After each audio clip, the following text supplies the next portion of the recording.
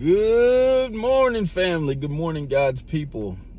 Wonderful, wonderful Saturday morning. I am on the job bright and early. Both jobs, the roofing job and also on the job getting this video uploaded. Something really funny just happened to me. Just a second, right now, just a second ago. I've been told that I look like my dad my entire life, as far back as I can remember.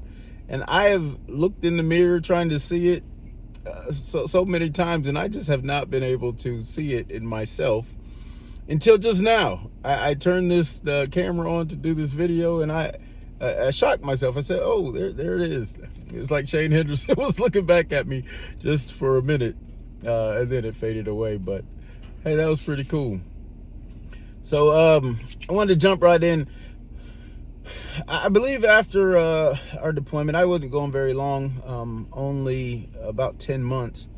And we come back, and listen, I'm not going to try to sound melodramatic like one of those Vietnam veterans telling these stories about, you know, the 1,000-yard stare and things like that. Listen, I was a communications technician. Yes, there was some firefights, and sometimes we had to scurry and get out of places, and I did see you know, some bodies and have to engage and things like that. But I wasn't on the front lines kicking in doors and taking territory. So I don't want to even portray that. There are people and soldiers who had far worse experiences than I did. But something did shift in me during that time frame, and I don't know if these things were directly related to the combat experiences or if it was just around that time in my life. But when I came back, there was just this noticeable change. Something about the way that I cared, something about the way that my heart worked, not my physical heart, that was different.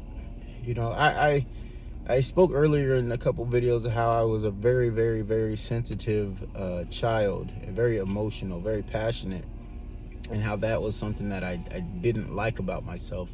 And I noticed that was all but gone or leaving around the same time that we came back from the theater over there. So it was that, like, when people would speak to me or tell me something that was heartfelt or emotional or something that I would normally have deep feelings about, it was like it didn't stick.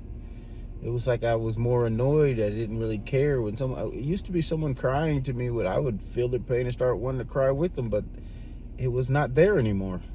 And I wasn't really sure what happened. And then I came back with more questions than I had answers for. I remember thinking, like, this war that we're over here fighting against people who have different beliefs than us, how do I know that I'm right? How do I know that what I believe is the correct belief? You know, I considered myself a Christian at the time, but it was my father's religion. It was something that I was raised to believe, and so I did. And it was right around this time that I started saying, well, what do I have to hang my hat on? Or what do I know? What have I experienced in my life that makes this true for me? And I couldn't see it the same way I couldn't see what everyone else had seen in me as far as looking like my father. It was just something that they said and something that they told me, and I bought into it. But that was not good enough for me going forward. And I began to just really lose myself in the bottle and start to self-medicate when these questions and these tugs in my spirit and my heart would come up. I didn't want to think about it, you know, and I would just disappear into a bottle. I started to self-medicate really bad when we got back. Ran into a host of issues with the military, with the Army. I was a wonderful soldier, making all the high marks and awards and things like that, but when I would leave duty, I would just disappear into a bottle. It became a daily thing. I would just drink myself into oblivion almost every single night.